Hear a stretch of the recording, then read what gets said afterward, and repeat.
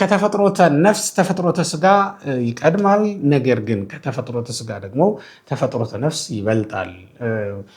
ስለዚህ አስቀድሞ በስጋችን እንዲፈውሱን ነው ሐዋርያትን የላካቸው ያዘዛቸው። በነፍሳችንማ ስርየተ ኃጢአት መስጠት እኮ ነው። ይቅር ላሉት ሁሉ ይቅር መባል ወይም ኃጢአት ተትቶልሃል ብሎ በኢየሱስ ክርስቶስ ስም በክርስቶስ ስልጣን ሰውን ከኃጢአት እስራት ነፃ ማውጣት ነው በነፍስ ላይ መሾም እና ያንን የመጀመሪያውን የስጋ ስልጣን ለአባቶቻችን ለሐዋርያት ያሰጠች ወንጌል ናት።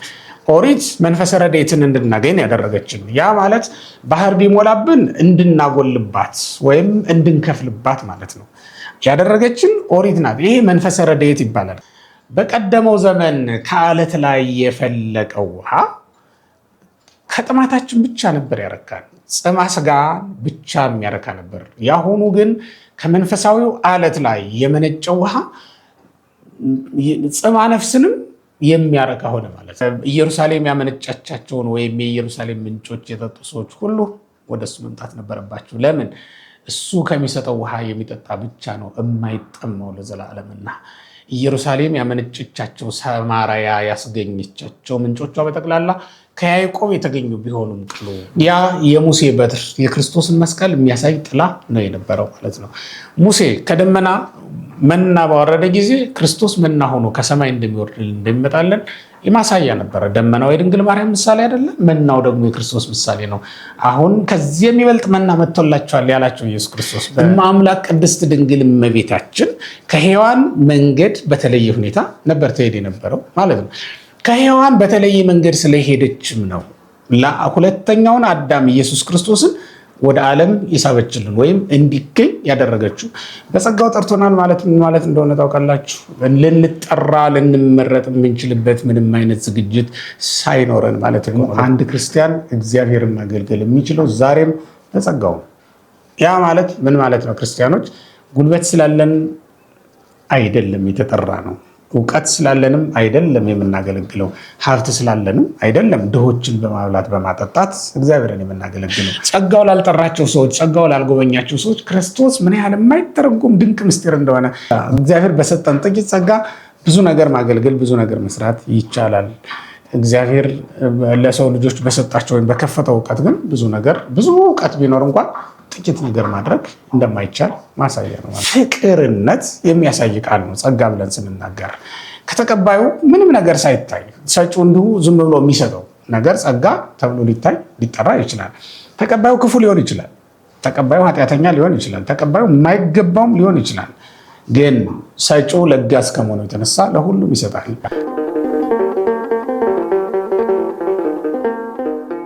በስመ አብ ወወልድ ወመንፈስ ቅዱስ አሐዱ አምላክ። በስም በግብር በአካል ሶስት በባህሪ በሕልውና አንድ አምላክ በሚሆን በአብ በወልድ በመንፈስ ቅዱስ ስም እያመንኩና እየተማጸንኩ ሰላም እላችኋለሁ። የተወደዳችሁ የልዑል አምላክ የሕያው እግዚአብሔር ቤተሰቦች በያላችሁበት የእግዚአብሔር ሰላም ይድረሳችሁ። እንደምንሰነበታችሁ። ልዑለ ባሕሪ መንግስቱ ለዘላለም የሆነ አምላካችን እግዚአብሔር ስለማይነገር ስጦታው ስሙ ለዘላለም የተመሰገነ ይሁን። ዛሬ በዚህ ቀን የምንነጋገርበት ርዕስ ጸጋ ምንድን ነው የሚል ርዕስ አንስተን ብንነጋገር መልካም ነው ብዬ አስቤ መጥቻለሁ። አምላካችን እግዚአብሔር በጸጋው የጠራን በምሕረቱም ለዚህ ክብር ያበቃን እሱ ነው እና ዛሬ ስለ ጸጋ ምንነት እንድንነጋገር እንዲረዳን የእርሱ መልካም ፈቃዱ ይሆንልን። ጸጋ በመጽሐፍ ቅዱስ የተለያየ ስፍራ ላይ ተጽፎ እናነባዋለን። ይልቁንም ደግሞ በወንጌል ላይ የመጀመሪያ የምናገኘው በዮሐንስ ወንጌል ምዕራፍ 1 ቁጥር 17 ላይ እስመ ኦሪት በሙሴ ተወህበት ለነ ጸጋሰ ወጽድቅ በኢየሱስ ክርስቶስ ከሆነልን። ኦሪት በሙሴ ተሰጠችን፣ ጸጋ ጽድቅ ወንጌል ግን በኢየሱስ ክርስቶስ ከሆነልን ተደረገልን የሚለውን እናገኛለን ማለት ነው። እንግዲህ ኦሪት ለጊዜው ጸጋ ሆና ተሰጥታን ነበረ። ያ ማለት በምድር ያለችውን ርስታችንን የምንወርስባት የእግዚአብሔር ሕዝብ ማለት ነው። በእስራኤል ተገብተን ስንናገር ለእግዚአብሔር ሕዝቦች በቃል ኪዳን የተሰጠችውን ያችን ርስት የሚካፈሉት ኦሪትን መሰረት አድርገው ነበር። ወይም በዚያ ዘመን ያለ ልጅነት ቢሆን በባርነት መንፈስ ቢሆን እግዚአብሔርን ለማገልገል ሰውን ያበቃችው ያቺ ጸጋ ነበር፣ ያቺ ኦሪት ነበረች። ስለዚህም ነው ጸጋ ተብላ የተጠራችው። በዚያውም ላይ አሁን ጸጋ ሆኖ በጸጋ ላይ የተጨመረልን ጸጋ ኢየሱስ ክርስቶስ ይመጣልን። ኢየሱስ ክርስቶስን በነገራችን ላይ በጸጋ ላይ ጸጋ ብለን እንጠራዋለን። ያ ማለት በሙሴ ፋንታ ወይም ስለ ሙሴን ተክቶ የተሰጠን ጸጋ ማለታችን ነው። ወንጌልንም በጸጋ ላይ ጸጋ ነሳይነ ኩልነ ጸጋ በዲበ ጸጋ ብለን ነው የምናገረው። ሁላችንም በጸጋ ላይ ጸጋ ተቀበል ብሎ ነው ቅዱስ ዮሐንስ በወንጌሉ የጻፈልን። ስለዚህ በጸጋ ላይ የተሰጠ ጸጋ ኢየሱስ ክርስቶስ ነው። በጸጋ ላይ የተሰጠች ጸጋም ወንጌል ናት። በጸጋ ላይ የምትሰጠው ጸጋ ወንጌል እስክትመጣለን ድረስ ሕግ ሆና ያገለገለችን፣ ይልቁንም ከሕገ ጣዖት ያወጣችን፣ ከሕገ አረሚ ከሕገ ጣዖት የለየችን እሷ ናት። ያ ባይሆን ኖሮ በእውነት እንጨቱን አለዝበን ድንጋዩን አለዝበን እንጨቱን ጠርበን እጅግ አውጥተንለት እንዳናመልከው የሚከለክለን የሚቃወመን ምንም አይነት ሕግ በምድር ላይ አልነበረም። ኦሪት በሌለቻቸው በፋርሶች ዘንድ ሂዱ፣ እንጨቱን ጠርበውት ድንጋዩን አለዝበውት አምላክ ያደርጉታል። ማንም የሚከለክላቸው ምንም አይነት የሚከለክላቸው ሕግ የላቸውምና ማለት ነው። እንዲሁም የላም ምስል በሚያመልኩትና በሚቀበሉት በግብፃውያን ዘንድ ሂዱ፣ ፈርዖንና ተከታዮቹ የላም ምስል ቀርጸው ወይም ወርቃቸውን ብራቸውን በእሳት አቅልጠው በላምና በጥጃ ምስል አቁመው እንዳይሰግዱለት የሚከለክላቸውና የሚያስቆማቸው ምንም ሕግ አልተገኘላቸውም። ለዘመናት በዚያው ነበር የኖሩት። ለጥጃ እንደሰገዱ ነው የኖሩት ማለት ነው። ለፈረስ ምስል የሰገዱ ፋርሶች፣ ለሰው ምስል የሰገዱት በመካከለኛው ምስራቅ ሰዎች ምንም አይነት የሚከለክላቸው ሕግ አልነበረም። እነ ሴሩህ፣ እነ ናኮር፣ እነ ታራ እስከ አብርሃም ድረስ የነበሩት በጠቅላላው ማለት ነው። በኦሪት የሌለቻቸው ነቢያትም የሌሏቸው ቃል ኪዳን ከእግዚአብሔር ዘንድ ያልተገባላቸው ሰዎች በጠቅላላው ጣዖት ሲያመልኩ ነው የነበሩት። ያገኙትን ሁሉ ይበላሉ። ሰኮናው ጽፉቅ የሆነውንም ሰኮናው ክፍት የሆነውንም ይበላሉ። ያገኙትን ሁሉ ይበላሉ፣ ይጠጣሉ። ይሄ ርኩስ ነው፣ ይሄ ቅዱስ ነው ብሎ የነገራቸው ምንም አይነት መጽሐፍ ምንም አይነት ሕግ ስላልነበራቸው ያን ሁሉ ያደርጉ ነበር ማለት ነው። ከእግዚአብሔር ጋር ቃል እንዲጋቡ መሰረት የሆነችው ያቺ ሕግ ጸጋ ተብላ ትጠራለች፣ ኦሪት ራሷ ማለት ነው። ወንጌል ስትመጣ ደግሞ የበለጠ በጸጋ ላይ የተሰጠች የተጨመረች ጸጋ ሆነችልን ማለት ነው።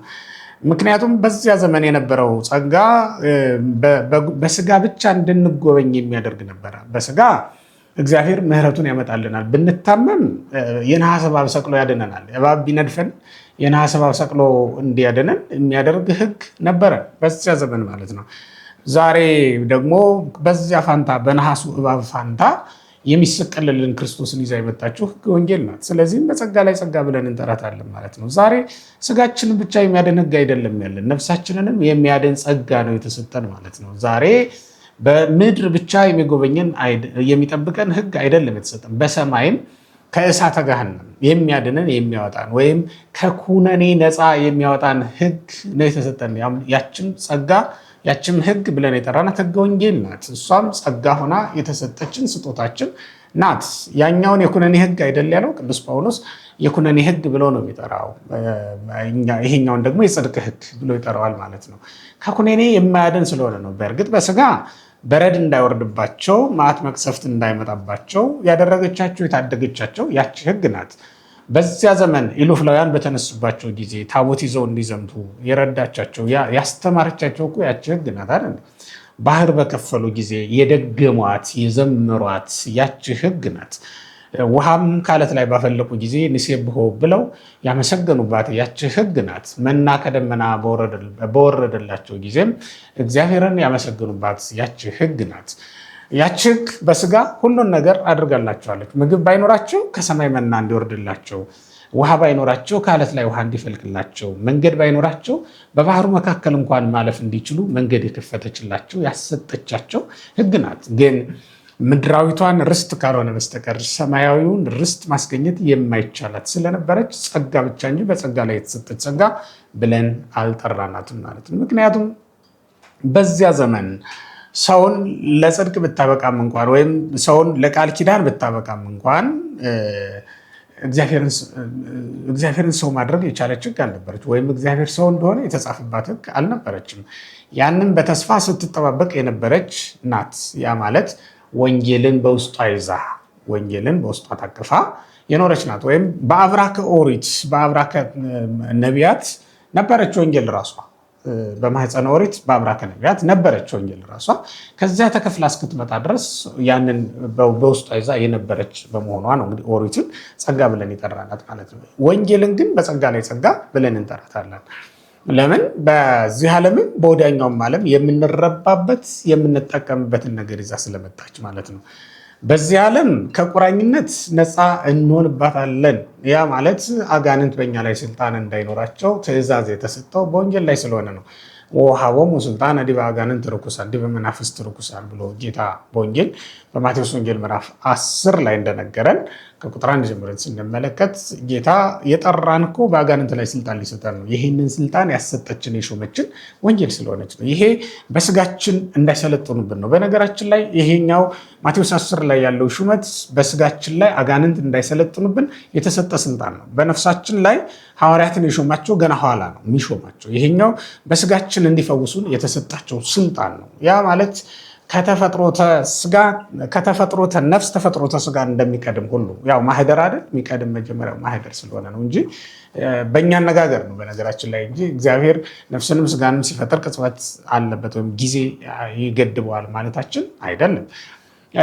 ከተፈጥሮተ ነፍስ ተፈጥሮተ ስጋ ይቀድማል።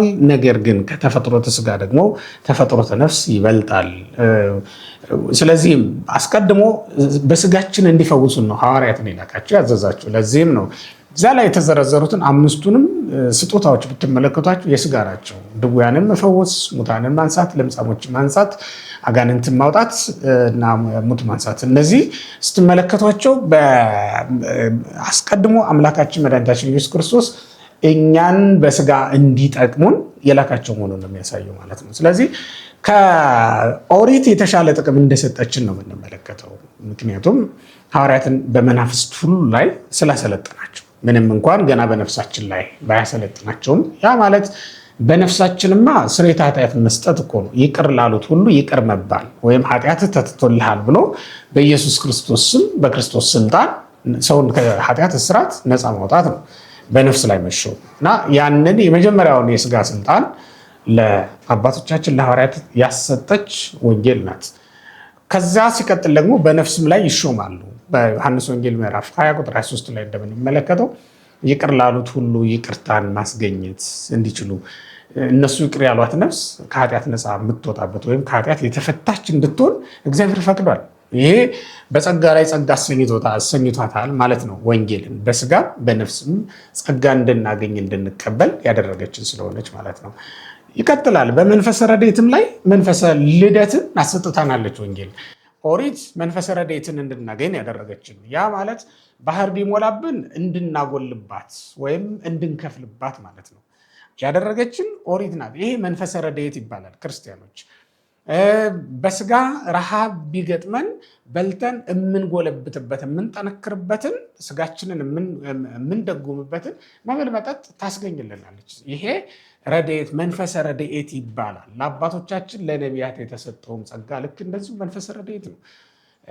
ያ ማለት ምን ማለት ነው? እኛ ከተስፋ ቆርጦ ህዝቡ በዚያ ዘመን የነበረ እኛ ምለው በዚያ ዘመን የነበረውን ህዝብ እንደኛ አድርጌ ነው።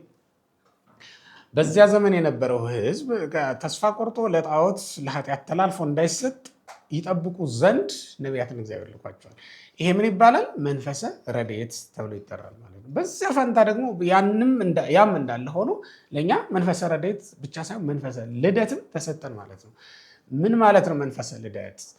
በቀደመው ዘመን ከአለት ላይ የፈለቀው ውሃ ከጥማታችን ብቻ ነበር ያረካል። ጽማ ስጋ ብቻ የሚያረካ ነበር። ያሁኑ ግን ከመንፈሳዊው አለት ላይ የመነጨው ውሃ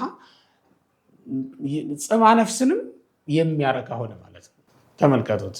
በዚያ ዘመን ከአለት ላይ የፈለቀውን ውሃ የጠጡ ሰዎች በነፍሳቸው ተጎድተዋል። ምንም ጥርጥር የለውም። ገሃነም ወርደዋል ማለት ነው። ሙሴ፣ አሮን፣ ሌሎችም ከዚህ አለት ላይ ውሃ ፈልቆላቸው የጠጡ ሰዎች በጠቅላላው በነፍሳቸው ተጎድተዋል። ምክንያቱም ጽማ ነፍሳቸውን ሊያረካ የሚችል ነገር ገና አልመጣላቸውም ነበርና በዚያ ዘመን የነበሩ ሰዎች ገና ጉሮሮዬን የሚያረስ ውሃ እባክህ ላክልኝ እያሉ በመለመን ላይ እንደነበሩ ሉቃስ ወንጌል ምዕራፍ 16 ቁጥር 19 ላይ ያለው ታሪክ ይነግረናል። ጉሮሮዬን የሚያርስልኝ ውሃ ላክልኝ ብሎ አብርሃምን ይለምኑ የነበሩ ሰዎችን መጽሐፍ ቅዱስ ስለሚነግረን ማለት ነው። ኢየሱስ ክርስቶስ መጣና ከጎኑ ውሃ ፈለቀልን። ያ ውሃ ጽማ ነፍሳችንን ሁሉ የሚያረካ ሆነልን። ያውም መንፈሰ ልደትን የሚሰጠን ሆነ ማለት ነው። ለዚህ እኮ ነው በዚያኛው ውሃ ታጠብንበት፣ ያኛውን ውሃ ጠጣ ነው። ግን በስጋችን ካልሆነ በነፍሳችን የተጠቀምነውን ነገር መጽሐፍ ቅዱስ አይነግረንም። ነሴብሖ ብለን አመስግነን የጠጣ ነው ያ ውሃ። ሐዋርያው ቅዱስ ጳውሎስ ያም ማለት ክርስቶስ ነው ብሎ የተረጎመው በቆሮንቶስ መልእክት ምዕራፍ 10 ላይ ወኮኩሰ ክርስቶስ ውእቱ ብሎ የተረጎመው ያ መንፈሳዊ ዓለት እስራኤል የጠጡለት ወይም እስራኤል ይዘውት ሲዞሩ የነበረው መንፈሳዊ ዓለት ውሃን ያፈለቀው በ12 ጎን ነበር ያፈለቀው። ያ ዓለት ኢየሱስ ክርስቶስ ነው። በአንድ ጎን ነው ያፈለቀው፣ ግን ለሁላችንም በቃ። ያ ማለት 12ቱን ደቀ መዛሙርት ወይም ከ12ቱ ሐዋርያት ትምህርት የተወለድን ሁላችንንም ማለት ነው አጠጣን ማለት ነው። እሱም ራሱ እንዲህ ብሎ ነበር፣ ዘጸማይም ጸሐቤ ወይስቴ በከመ ይቤ መጽሐፈ አፍላገማ ይሁዝም ከርሱ የተጠማ ቢኖር ወደ እኔ ይምጣ ብሎ ነበረ የጠራን። ጥሪው ራሱ እንደዛ ነው። የተጠማ ቢኖር ወደ እኔ ይምጣ ነው ያለው። ኢየሩሳሌም ያመነጫቻቸውን ወይም የኢየሩሳሌም ምንጮች የጠጡ ሰዎች ሁሉ ወደ እሱ መምጣት ነበረባቸው። ለምን? እሱ ከሚሰጠው ውሃ የሚጠጣ ብቻ ነው የማይጠማው ለዘላለምና። ኢየሩሳሌም ያመነጨቻቸው ሰማርያ ያስገኘቻቸው ምንጮቿ በጠቅላላ ከያዕቆብ የተገኙ ቢሆኑም ቅሉ እነዚያ ባለ ታሪክ ውሃዎች ምንም ታሪክ የጠገቡ ቢሆኑ እስራኤልን ግን ለዘላለም እንዳይጠሙ ማድረግ ያልተቻላቸው ውሃዎች ነበሩ። እስራኤል በድካም ዛሬም ይቀዳሉ፣ ነገም ይቀዳሉ፣ ዛሬ ይቀዳሉ፣ ይጨርሳሉ፣ ከዛ ደግሞ ተመልሰው ሄደው ይቀዳሉ። እንዲህ እያሉ ነበር የኖሩ። አንድ ጊዜ ከጠጣ ነው ለዘላለም የማያስጠማውን ውሃ ግን ከኢየሱስ ክርስቶስ አገኘ ነው ማለት ነው። ይህም በማን ዘንድ ሆነልን? በወንጌል ሆነልን ማለት ነው። ለዚህም ነው በጸጋ ላይ ጸጋ ብለን የምንናገረው። ከዚህ የተነሳ ነው ክርስቲያኖች በስጋችንም በነፍሳችንም ስለነበረ የተጠቀምንበት ማለት ነው። የብሉይ ኪዳን ጸጋ የተባለችበት ግዝረትን ስለሰጠች ነው። ልብ በሉ። በኦሪት ዘፍጥረት ምዕራፍ 17 ቁጥር 10 ላይ ስትመለከቱ ግዝረት ለሰው ልጆች ቃል ኪዳን ሆኖ ተሰጥቷል። ግዝረት ቃል ኪዳን ሆኖ ተሰጥቷል። ግዝረት ቃል ኪዳን ሆኖ ተሰጥቶ በስጋ ካልሆነ በስተቀር በነፍስ ማናችንንም ከእግዚአብሔር ጸጋ እንዳናገኝ አድርጎ ነው የኖረው። ያ ማለት በብሉይ ኪዳን የተሰጠው ይሄ የስጋ ምልክት ነው። የስጋ ቁልፈት አይደለም የሚያስወግደው። የነፍስን ቁልፈት ማስወገድ የምትችለው ወንጌል ግን በክርስቶስ ተሰጠችን ማለት ነው። ለዚህም ነው ግዝረትሰ የሚለው ቅዱስ ጳውሎስ ግዝረተ ጽላሌ ልብ በመንፈስ። ግዝረት ምንድን ነው ትለኝ እንደሆነ የመንፈስ ግዝረት ነው፣ የልብን ሸለፈት መግዘር ነው ብሎ የተናገረው ለዚህ ነው ቅዱስ ጳውሎስ። ስለዚህ የልብ ግዝረት የተደረገልን ቤተ ክርስቲያን በኩል ነው። በክርስቶስ በኩል የልብ ግዝረት ተደርጎልናል። ለዚህም ነው በጸጋ ላይ የተሰጠ ጸጋ ነው። በግዝረተ ስጋ ላይ ግዝረተ ነፍስን ያስገኘችልን ስለሆነች ግዝረተ ስጋ የሚረባን የሚጠቅመን ሆኖ ስላልተገኘ ቢኖርም ባይኖርም ዛሬ ቁም ነገር አይደለም ማለት ነው። አሁን ግን በጸጋ ላይ ጸጋን ተሰጠን፣ የሚበልጠውን ጸጋ ተሰጥቶናልና በዚያ ላይ የተመሰረተ እምነት ነው ያለን ማለት ነው። ስለዚህ እግዚአብሔር ቤተሰቦች ጸጋ ምንድን ነው ብለን ብንናገር አሁን ኦሪትንም ጸጋ እንላታለን፣ ግን ደግሞ ወንጌልን ከዚያ የሚበልጥ ስለሆነ በጸጋ ላይ የተሰጠ ጸጋ ብለን እንጠራታለን። ሙሴንም ጸጋ ብለን እንጠራው እንችላለን። ምክንያቱም ከባዕድ ምድር ወይም ከሩቅ አገር ለእኛ ለእስራኤላውያን ከግብፅ ባርነት ነፃ እንዲወጣ የተላከ በመሆኑ ነው። ስለዚህ ለጊዜው ጸጋ ተብሎ ሊጠራ ይችላል እንደ ጊዜው ግብሩ። በኋላ ግን በጸጋ ላይ ጸጋ፣ ያ ማለት በሙሴ ላይ ክርስቶስ ተጨመረልን ማለት እኮ ነው። በሙሴ የተሰበከውን በሙሴ የተጻፈውን በሙሴ የተሰበከውን ነበር ይዘን የመጣ ነው። ያውም ደግሞ ሙሴ ስለ ኢየሱስ ክርስቶስ ነቢይ ያነስለክሙ ኀቤክሙ እግዚአብሔር ዘከማየ ዘዳግም 18 ላይ እንደተጻፈው እግዚአብሔር እንደኔ ያለ ነቢይ በመካከላችሁ ያስነሳላችኋል እያለን ነው የነበረው። ባህር በከፈለ ጊዜ ሙሴ የሚመጣውን መሲህ የእሳትን ባህር የሚከፍለውን መሲህ ኢየሱስ ክርስቶስን እያሳየን ነበር እኮ። ያው ሙሴ በበትሩን የከፈለው ታስታውሳላችሁ። ያ ማለት ኢየሱስ ክርስቶስ በመስቀሉ ባህረ እሳትን ከፍሎ እንደሚያሻግረን ማሳያ ነው የነበረው። የሙሴ በትር የክርስቶስ መስቀል እንድታሳይ ሆና የተሳለች ነበረች። ልብ በሉ ክርስቲያኖች፣ ፈርዖንን ሙሴ በምንድን ነው ድል የነሳው? በበትሩ አይደለምን? ምክንያቱም ኦሪት እንዲህ ነው የምትለው፣ እጅህ ላይ ምን አለ ትላለች። በትር ብቻ ነው የነበረው። እሱ በቂ ነው ተብሎ ነው የተነገረው። ኢየሱስ ክርስቶስስ ምን ነበረው? ልብሱን ገፈውታል፣ ደቀ መዛሙርቱን በትኗቸዋል። ምንም አልነበረውም። የነበረው እጁ ላይ መስቀሉ ብቻ ነው የነበረው። መጀመሪያ አቅፎት ወደ ቀራንዮ የወጣው ተሸክሞት በትከሻው የተጓዘው በኋላም ደግሞ እጁን እግሩን ተቸንክሮ ላዩ ላይ የዋለበት መስቀል ብቻ ነው የነበረው። በመስቀሉ ሁላችንንም አዳነን፣ ነፃ ወጣን ማለት ነው። ያ የሙሴ በትር የክርስቶስን መስቀል የሚያሳይ ጥላ ነው የነበረው ማለት ነው። ሙሴ ከደመና መና ባወረደ ጊዜ ክርስቶስ መና ሆኖ ከሰማይ እንደሚመጣለን የማሳያ ነበረ። ደመናው የድንግል ማርያም ምሳሌ አይደለም፣ መናው ደግሞ የክርስቶስ ምሳሌ ነው። አሁን ከዚህ የሚበልጥ መና መጥቶላቸዋል ያላቸው ኢየሱስ ክርስቶስ በዮሐንስ ወንጌል ምዕራፍ 6 ቁጥር 30 ላይ ስንመለከት የሚበልጠው መና ኢየሱስ ክርስቶስ ሆኖ ተገኘ።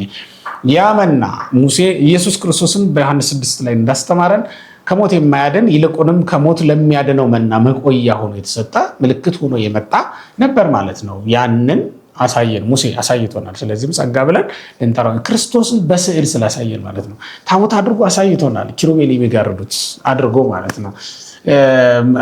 በጽላቱ ላይ ቃሉ ተጽፎ ለሙሴ አይደል የተሰጠው። እንግዲህ የተጻፈ ሕግ የተጻፈ ቃል እኮ የእግዚአብሔር ቃል ተጽፎ ለመጀመሪያ ጊዜ ያየነው በሙሴ ነው። ይህም አካላዊ ቃል ኢየሱስ ክርስቶስ በአማናዊቷ የሕይወት እብነ ሕይወት ተብላ በምትጠራው እመቤታችን ቅድስት ድንግል ማርያም ላይ ተጽፎ በማህፀነ ማርያም ተቀርጾ እንደምናየው ማረጋገጫ ነበር ማለት ነው።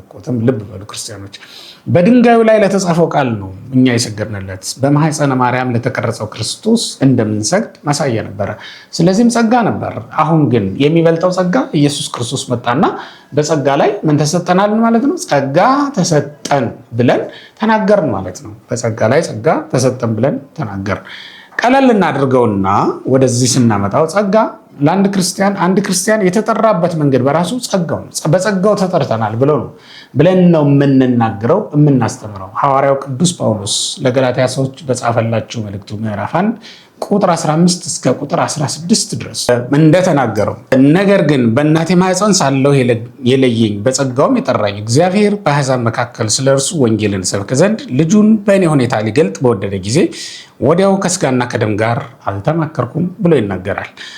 ሐዋርያው ቅዱስ ጳውሎስ እንደነገረን እንዳስተማረን አምላካችን እግዚአብሔር ሁላችንን የጠራን ሐዋርያው ቅዱስ ጳውሎስ እንደነገረን እንዳስተማረን አምላካችን መድኃኒታችን ኢየሱስ ክርስቶስ እኛን ወደ እምነት የጠራን በእምነት የጠራን በጸጋው ነው ማለት ነው። ስለዚህ ሁላችን ተጠርተን የመጣንበት መንገድ ምን ተብሎ ይጠራል ማለት ነው? በጸጋው ተጠራን ብለን ልንናገር እንችላለን ማለት ነው። በዚያውም ላይ ሁላችንም ልናገለግል የምንችለው በእግዚአብሔር ጸጋ ነው። አሁን ላይ ጸጋ በነገራችን ላይ ይላችሁ የሰጪውን ቸርነት ሊገልጥ የሚችል ቃል። ይህ ማለት እግዚአብሔር በቸርነቱ ሁሉን ነገር እንዳደረገልን ነው የሚያሳየው ማለት ነው። ኢየሱስ ክርስቶስ አሁን ጸጋ ሆኖ ተሰጠን ብለን ስንናገር ምን ማለት መሰላችሁ? የኛ የወደቀ ስጋ ነው የነበረን አይደል እንዴ? በኃጢአት የረከሰ ማንነት ነው የነበረን።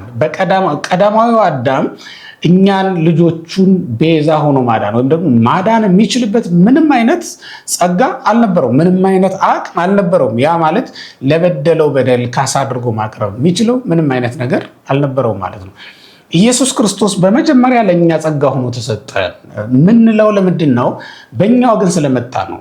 እኛን ሆኖ ስለመጣ ነው። ባህሪያችንን ባህሪ አድርጎ ባህሪያችንን ገንዘብ አድርጎ አካላችንን ይዞ በመካከላችን ነው የተገኘ። የመጀመሪያው ጸጋ ሆኖ የተሰጠን ራሱ ባለቤቱ መድኃኒታችን ኢየሱስ ክርስቶስ ነው። ይህም ሰው ሆኖ በመምጣቱ በስጋና በደም ከኛ ተካፍሎ በመምጣቱ ነው የመጀመሪያው ጸጋ ሆኖ ተሰጠን ብለን የምንናገረው ስለ ኢየሱስ ክርስቶስ ስንናገር ማለት ነው። እና በመጀመሪያ እሱ ራሱ ጸጋ ሆኖ ተሰጠለኛ። ለምን? ያ ማለት ነው በወደቀ ባህሪያችን በወደቀ ማንነታችን ነው የመጣው። ያንን አድሶ የወደቀው የረከሰውን አድሶ አንጽቶ ለራሱ ገንዘብ አደረገው ማለት ነው። ይህ ማለት ከመለኮቱ ጋር አዋሃደው ማለት እኮ ነው። ልብ በሉ ክርስቲያኖች፣ እግዚአብሔር አብ ቢሉ ከልጁ ጋር አዋሃዶ የእኛም ባህሪ ከገዛ መለኮቱ ጋር አስተካከለው ማለት ነው። ምክንያቱም የመለኮት የሆነው ሁሉ ቅዱስ ቄርሎስ እንደተናገረው እንቲያሁ ለስጋ ከሆነ ለቃል ወይ እንቲያሁ ለስጋ ከሆነ ለቃል አይደለም እንል። የቃል ገንዘብ በጠቅላላው ለስጋ ሆኗል፣ የስጋ ገንዘብ ደግሞ ለቃል ሆኗል ብለን እንናገራለን። አካላዊ ቃል በእኛ ስጋ ተገብቶ የሚራብ የሚጠማ ሆኖ አየ ነው። ተመልከቱ። ገዳመ ቆሮንቶስ በገባ ጊዜ በዚህ ሰዓት ብናስታውሰው መልካም ነው፣ ጾም ላይ ስለሆን ገዳመ ቆሮንቶስ በገባ ጊዜ ለ40 መዓልት ለ40 ሌሊት ጾመ ብለን ተናገርንለት። በእውነት ለአካላዊ ቃል በላ ብሎ የማይነገርለት ተብሎ የማይነገርለት መብል መጠጥ የማይስማማውን አምላክ ጾመ ብለንስ መናገራችን ምን ይገርማል በእውነት 40 መዓልት 40 ሌሊት ጾመ ብለን እንደነቃለን። በባህሪው እኮ የማይበላ መብል መጠጥ የማይስማማው አምላክ ነው አይደል? ግን የእኛም ባህሪ አድርጓልና መብል መጠጥ የሚስማማውን ሰውነታችን ወስዷልና ከኛ ምን ይሆናል? ለ40 መዓልት ለ40 ሌሊት ጾመ። ከዛ በኋላ ተራበ ተብሎ ተጠራ። ከድንግል ማርያም በተካፈለው ስጋና ደም በሷ ምክንያት ነው ይሄንን ያለው ማለት ነው። በሷ ምክንያት ተራበ ተብሎ ተጠራ ማለት ነው። ተብሎ ተጠራ አምላካችን መድኃኒታችን ኢየሱስ ክርስቶስ። ይሄ መራብ በእውነት የእግዚአብሔር ቤተሰቦች አዳምና ሔዋን ምንም ሳይቸግራቸው ሳይረባቸው በገነት ዕፀ በለስን በልተው ነው አይደል እኛን ለጉዳት የዳረጉን። አምላካችን መድኃኒታችን ኢየሱስ ክርስቶስ ግን ተራበ። ግን ዲያብሎስ ያቀረበለትን ግብዣ እምቢ በማለት ጸጋውን በእኛ ላይ ያሳድርብን ዘንድ ፈለገ። ወይም ድህነትን እንደገና በተቃራኒ መንገድ አደረገልን ማለት ነው። ልብ በሉ ክርስቲያኖች፣ ነገሮች ሁሉ በተቃራኒ መንገድ። አሁን የእግዚአብሔር የማዳን እቅድ የተፈጸመው አዳምና ሔዋን ከሄዱበት በተቃራኒ መንገድ የሚሄድ ኢየሱስ ክርስቶስ ስለተገኘ ነው። ሔዋን ከሄደችበት መንገድ በተቃራኒ የምትሄድ እመቤታችን ቅድስት ድንግል ማርያም ተገኘች። በመጀመሪያ እሷ ጸጋ ሆና ተሰጠችም ማለት ነው። ከዛ በኋላስ ራሱ ኢየሱስ ክርስቶስ ደግሞ አዳም ከሄደበት መንገድ በተቃራኒው መንገድ ሄደ ማለት ነው። እመቤታችንን ሔዋን ከሄደችበት መንገድ በተለየ መንገድ ሄደች የምንላት ሔዋን ለእግዚአብሔር አለመታዘዝ ነው የታየባት አይደል? ድንግል ማርያም ግን ለእግዚአብሔር የምትታዘዝ ሴት ሆነች። እንዲያውም እኛ ሁላችን ለእግዚአብሔር እንታዘዝን እንዲህ አለችን፣ የሚላችሁን ሁሉ አድርጉ ብላ አይደል የተናገረችው? በዮሐንስ ወንጌል ምዕራፍ 2 ቁጥር 5 ላይ ስንመለከት የሚላችሁን ሁሉ አድርጉ ብላ ነው ለነዚያ ለሚሰሟት ሰዎች ሁሉ የተናገረችው። እማ አምላክ ቅድስት ድንግል እመቤታችን ከሔዋን መንገድ በተለየ ሁኔታ ነበር ትሄድ የነበረው ማለት ነው።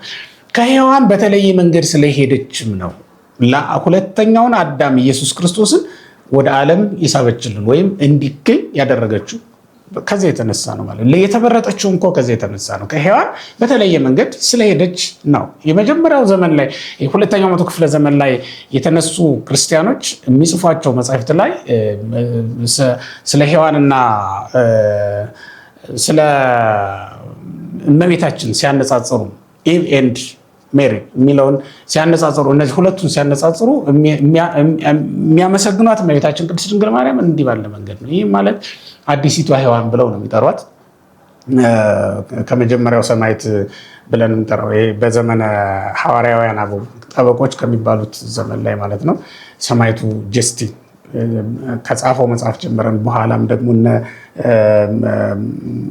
ማነው እና አግናጤዎስ በኋላ ደግሞ እና አግናጤዎስ ሲጽፉ የሚጽፉት እንዲህ ባለ መንገድ ነበር ሲገልጧት የነበረው እመቤታችን ቅድስት ድንግል ማርያምን ማለት ነው። ስለዚህ የተወደዳችሁ የእግዚአብሔር ቤተሰቦች እመቤታችን ሔዋን ከሄደችበት በተለየ መንገድ መጣች። ከዚያም ደግሞ ኢየሱስ ክርስቶስም አዳም ከሄደበት መንገድ በተለየ መንገድ መጣ።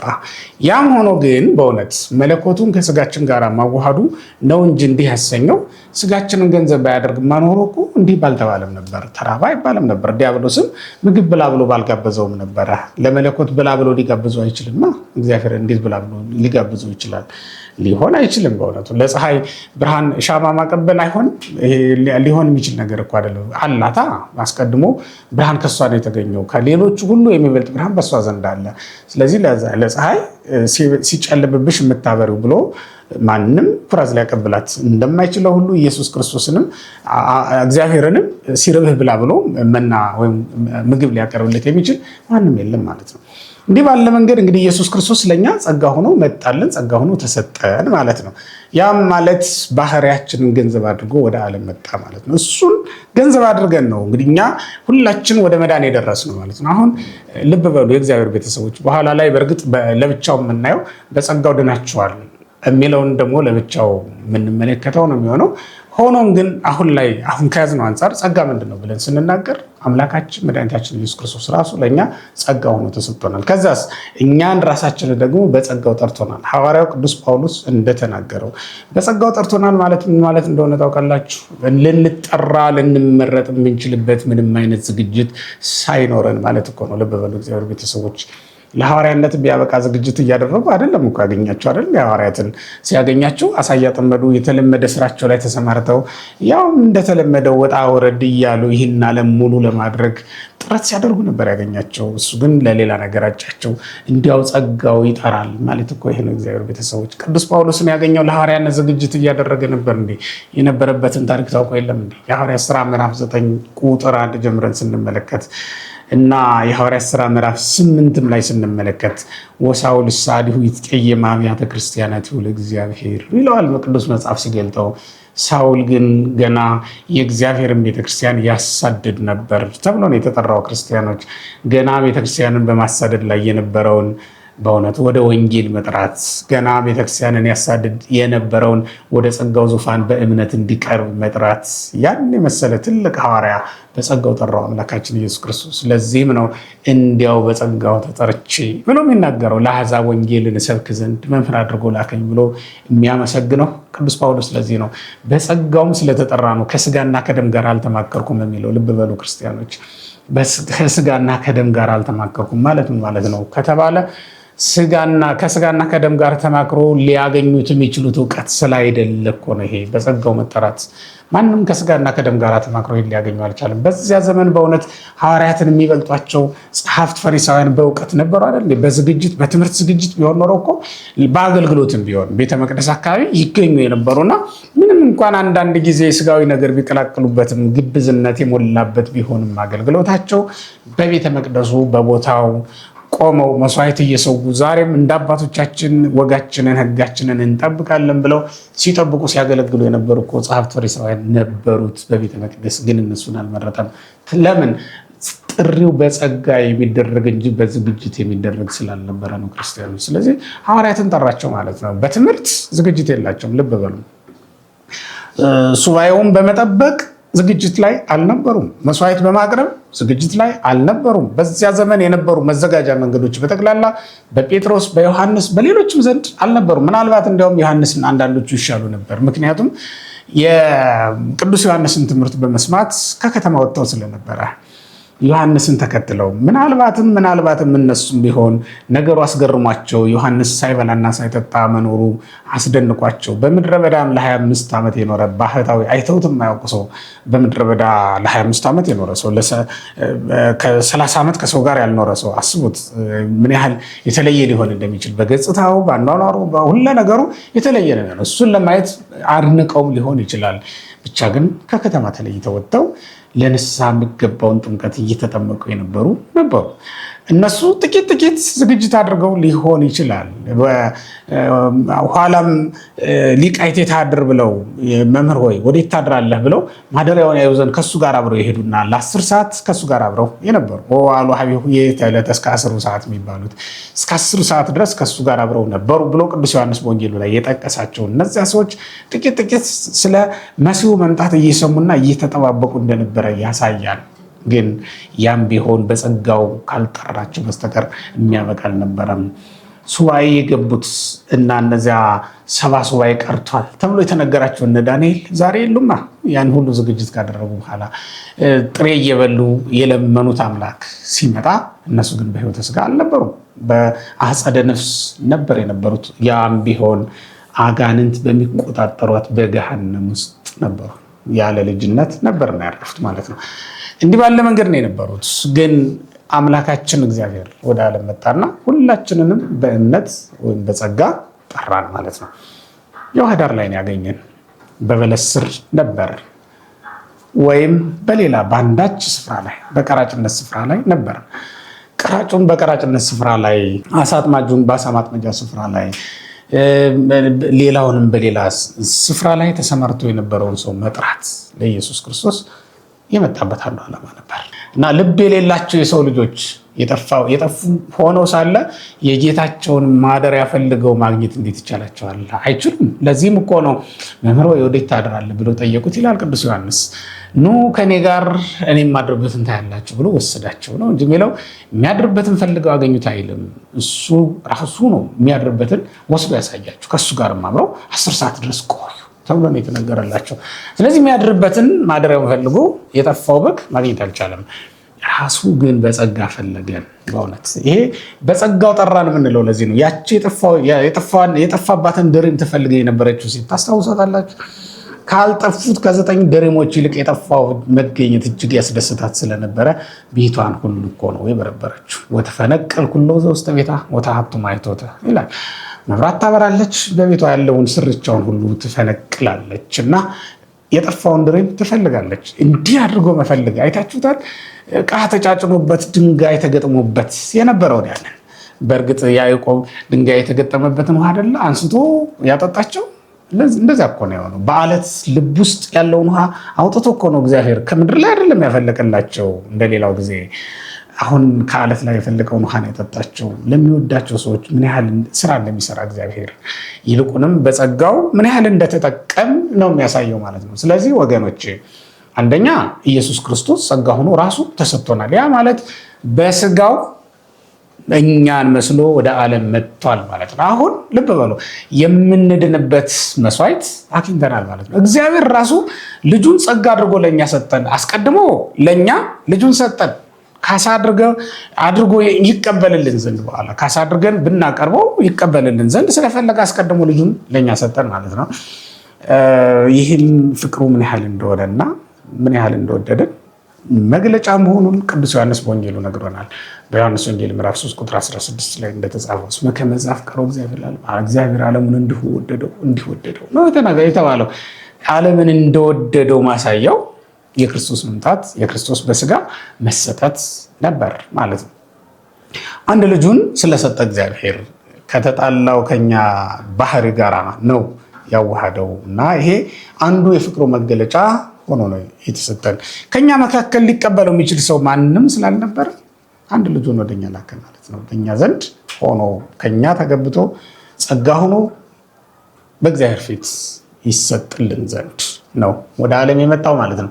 እንግዲህ በኋላ ላይ ወይም ሌላ ክፍል ላይ ደግሞ በምንሰራው በጸጋው ድነናል የሚለውን ስለሆነ በኋላ የምናየው ስለሆነ ነው እንጂ በነገረ ድነት ውስጥም ራሱ ስንመለከት የእግዚአብሔር ቤተሰቦች መዳናችን ራሱ በጸጋ የተደረገልን መሆኑን እንመለከታለን። ግን አንዳንድ ሰዎች ይህን በተዛባ መንገድ ስለሚረዱት እሱን ለብቻው ተርጉመን እንመለከታለን። ለዛሬ ግን ጸጋ ምንድን ነው በራሱ ካላችሁኝ የተጠራንበት አንድ መንገድ ነው ብለናል። ኢየሱስ ክርስቶስ የመጣበት መንገድ ወይም የክርስቶስ መሰጠት መምጣት በራሱ ጸጋ ነው ብለናል። እንዲሁ በተጨማሪ ደግሞ አንድ ክርስቲያን እግዚአብሔርን ማገልገል የሚችለው ዛሬም በጸጋው ነው። ያ ማለት ምን ማለት ነው? ክርስቲያኖች ጉልበት ስላለን አይደለም የተጠራ ነው። እውቀት ስላለንም አይደለም የምናገለግለው። ሀብት ስላለንም አይደለም ድሆችን በማብላት በማጠጣት እግዚአብሔርን የምናገለግለው። እንዲሁ በጸጋው ስለመረጠን ካልሆነ በስተቀር ማለት ነው። ለዚህም እኮ ነው ክርስቲያኖች በቀዝቃዛ ውሃ መዳን እንደሚቻል የነገረን። ክርስቲያኖች ማገልገል የሚቻለው በጸጋው ስለሆነ ነው። የጸጋው ምክንያት የምትሆን ያች ቀዝቃዛ ውሃ መስጠት ናታ እንጂ በሌላ በምንም አይደለም። ለዚህም እኮ ነው አዋቆችን ለአገልግሎት ያልመረጠው። ለወንጌል ስብከት የተሻለ እውቀት የነበረባቸው በዚያ ዘመን በሙሴ ኦሪት በደንብ የሰለጠኑትን አይደለም የጠራው። እንደውም በኋላ አልገባቸው ብሎ እኮ ነው የቀረው። የሚገርም እኮ ነው በእውነት። ጸጋው ላልጠራቸው ሰዎች፣ ጸጋው ላልጎበኛቸው ሰዎች ክርስቶስ ምን ያህል የማይተረጎም ድንቅ ምስጢር እንደሆነ በእርግጥ ከዓለም በፊት ተሰውሮ የነበረው ድንቅ የሆነው ምስጢር አይደል ለእኛ የተገለጠው፣ ለቤተክርስቲያን የተገለጠው እሱ እኮ ነው። እንደውም እግዚአብሔር የገለጠለት ካልሆነ በስተቀር ሊያውቀው እንደማይችል በማቴዎስ ወንጌል ምዕራፍ 11 ቁጥር 25 ላይ አምላካችን ኢየሱስ ክርስቶስ በጸለየው ጸሎት ታውቋል። እስመ ሀባይኩ ለዝንቱ ምስጢር እምጠቢባን ወእማእምራን ወከሰትኮ ለሕፃናት። ግሪካውያን በፍልስፍናቸው፣ የአይሁድ ሊቃውንት በኦሪታቸው ሊያውቁት በትርጓሜያቸው ሊያገኙት ሊመረምሩት ያልቻሉት እውቀት ኢየሱስ ክርስቶስ ነው ማለት እኮ ነው። ልብ በሉ ክርስቲያኖች። ስለዚህ ያ ጸጋ ሆኖ የተሰጠንን እውቀት ነው እንግዲህ ይዘን ልናገለግል የምንችለው እና አሁን በሐዲስ ኪዳን ማገልገል የሚሆን በጸጋው ነው። ጸጋው የሌለው ሊያገለግል አይችልም። እግዚአብሔርም ጸጋውን ባልሰጣቸው ሰዎች ሊገለገል አይችልም። ጸጋውን ባልሰጣቸው ሰዎች ሊገለገል አይችልም። ያ ማለት ምን ማለት ነው? ላልተፈቀደላቸው ሰዎች ወደ መቅደሱ ገብቶ ማገልገል፣ ወደ ቅድስተ ቅዱሳኑ ገብቶ ማገልገል እንደምን ይቻላል? ጸጋው ጠራኝ ያለው እኮ ለዚህም ነው ቅዱስ ጳውሎስ ለአገልግሎት የጠራው የመረጠው ጸጋው ነው። ከዛ በኋላ በስጋና በደም ተማክሮ አይደለም የሚሰራው። ምክንያቱም ስጋና ደም ለዚህ ዓለም መልስ የለውም። ለሚጠይቋችሁ ሁሉ መልስ መስጠት የሚችለው የእግዚአብሔር ጸጋ ነው። እንዲህ ተብሎ ስለተጻፈ ነው። በማቴዎስ ወንጌል ምዕራፍ 10 ላይ ክርስቶስ ሲያስተምር ምንድን ነው ያለው? እስመ ይኩንክሙ አንትሙ ዘትትናገሩ አላ መንፈሱ ለአቡየ ሰማያዊ ውእቱ ይትናገር በላዕሌክሙ፣ የምትናገሩ እናንተ አይደላችሁም ብሎ ወንጌልን ለሚሰብኩ ሰዎች የሰጣቸው ጸጋ ነው። የሚናገረው በእናንተ አድሮ የሚናገረው የአባቴ መንፈስ ነው ያለው። ልብ በሉ ክርስቲያኖች። ስለዚህ በመናፍቃን ፊት ቆመን ብንከራከር ሞገስ ሆኖ ድል የሚነሳልንና ለሚጠይቁን ሁሉ መልስ የሚሰጥልን ቅዱስ መንፈስ አይደለም እንዴ? መንፈስ ቅዱስ እኮ ነው። በእውነቱ ቅዱስ ጴጥሮስ ኦሪትን ተምሯልን? በእነዚያ ሰዎች ፊት ቆሞ ስለ ክርስቶስ በመሰከረ ጊዜ ብሉይን ከሐዲስ ጋር እያስማማ የተረጎመላቸው የነገራቸው ቅዱስ ጴጥሮስ እኮ ከገማልያል እግር ስር ቁጭ ብለው ከተማሩ ሰዎች መካከል አንዱ አልነበረም። ግን ኦሪትን ከሐዲስ ጋር ያስማማት ደግሞ እሱ ነው። ኦሪትን የተማሩ ሰዎች በእውቀታቸው ብሉይን ከሐዲስ ማስማማት አልተቻላቸውም። ሐዲስንና ብሉይን ማስማማት የሚቻለው በዚያ ነው ክርስቲያኖች። ስለዚህ በጥቂት ነገር በጥቂት ጸጋ እግዚአብሔር በሰጠን ጥቂት ጸጋ ብዙ ነገር ማገልገል ብዙ ነገር መስራት ይቻላል። እግዚአብሔር ለሰው ልጆች በሰጣቸው ወይም በከፈተው እውቀት ግን ብዙ እውቀት ቢኖር እንኳን ጥቂት ነገር ማድረግ እንደማይቻል ማሳያ ነው። ማለት ጥቂቷን ነገር ማድረግ አልተቻላቸውም ለእነዚያ ሰዎች። በጥቂት ጸጋ ሐዋርያት ብዙ ነገር ማድረግ ችለዋል በዓለም ላይ። ስለዚህ ቤተክርስቲያንን የሚያኖራት ዛሬም ድረስ ጸጋው ነው። የእግዚአብሔር ቤተሰቦች ያ ማለት ኢየሱስ ክርስቶስ ዛሬም ድረስ በመስዋዕቱ በጸሎቱ አማካኝነት ጸጋውን ዕለት ዕለት በቤተክርስቲያን ላይ የሚያፈስ ስለሆነ ነው። ጸጋውን ዕለት ዕለት ለቤተክርስቲያን የሚሰጣት ስለሆነ ጸጋው ደመወዟ፣ ጸጋው ገንዘቧ ነው ለቤተክርስቲያን። ለዚህም ነው ሐዋርያት ምንም ነገር ሳይቀበሉ በጸጋ የተቀበሉትን በጸጋ ሊሰጡ ወደ ዓለም ሁሉ የዞሩት። ጸጋው ራሱ ሽልማት፣ ጸጋው ራሱ ስጦታ ስለሆነ ነው። በጸጋው መኖር እንችላለን። ዛሬ ላይ ቤተክርስቲያን በጸጋው ትኖራለች። ለዚህም እኮ ነው ያለ መብል ያለ መጠጥ የሚያገለግሉ ሰዎች አሉ፣ ዛሬም በጸጋው ማለት ነው። ብዙ ሀብት ኖሯቸው የሚጨነቁ አሉ። ምንም ሀብት ሳይኖራቸው ደግሞ እንዲሁ በጸጋው የሚኖሩ ሰዎች አሉ። አምላካችን ኢየሱስ ክርስቶስ ማረታን የገሰጻትም ለዚህ ነው። ጥቂት ይበቃል ብሎ የተናገራት በጸጋው መኖር እንድትችል ነው ቤተክርስቲያን እያስተማራት የነበረው ማለት ነው። በ5 እንጀራ ሁሉን ማጥገብ እንድትችል አድርጎ ነው የሰራት ቤተክርስቲያን። ይህም ማለት በእግዚአብሔር ጸጋ እንጂ ሰው በራሱ ትጋት ሊያመጣው የሚችለው ነገር እንደሌለ ማሳያ ነው ማለት ነው። የእግዚአብሔር ቤተሰቦች ጸጋ ማለት በጥቂቱ ስንመለከተው ይሄ ነው። ያውም ደግሞ የሰጪውን ችሮታ፣ የሰጪውን ለጋስነት፣ የሰጪውን ፍቅርነት የሚያሳይ ቃል ነው ጸጋ ብለን ስንናገር። ከተቀባዩ ምንም ነገር ሳይታይ ሰጪው እንዲሁ ዝም ብሎ የሚሰጠው ነገር ጸጋ ተብሎ ሊጠራ ይችላል። ተቀባዩ ክፉ ሊሆን ይችላል። ተቀባዩ ኃጢአተኛ ሊሆን ይችላል። ተቀባዩ የማይገባውም ሊሆን ይችላል። ግን ሰጪው ለጋስ ከመሆኑ የተነሳ ለሁሉም ይሰጣል። ለአይሁድ ሳይቀር እኮ ነው የምህረትን በር የከፈተው። ተመልከቱ፣ መቃብር የከፈቱለትን እሱን የምህረት በር ይከፈትላቸው ዘንድ በእውነት ከሰው ዘንድ ቢሆን ኖሮ ይሄ ይደረጋል። ግን የሚያደርጉትን አያውቁምና ይቅር በላቸው ብሎ ለመነላቸው። ያ ማለት የምህረት ደጅ እንዳይዘጋባቸው ማለደላቸው፣ ጸለየላቸው ማለት እኮ ነው። ለሱ ግን መቃብር ይወርድ ዘንድ መቃብር አዘጋጅተው እየጠበቁት ነበሩ። ኢየሱስ ክርስቶስ ጸጋ ሆኖ ተሰጠን። በጸጋ እንድንኖርም መንገዱን ጠረገልን ማለት ነው። ያስተማረን የመከረን እግዚአብሔር ስሙ ለዘላለም የተመሰገነ ይሁን። በቀጣይ ቪዲዮ ደግሞ እንዲያው በጸጋው ድናችኋል የሚለውን ቃል እንነጋገራለን። እግዚአብሔር ይስጥልኝ።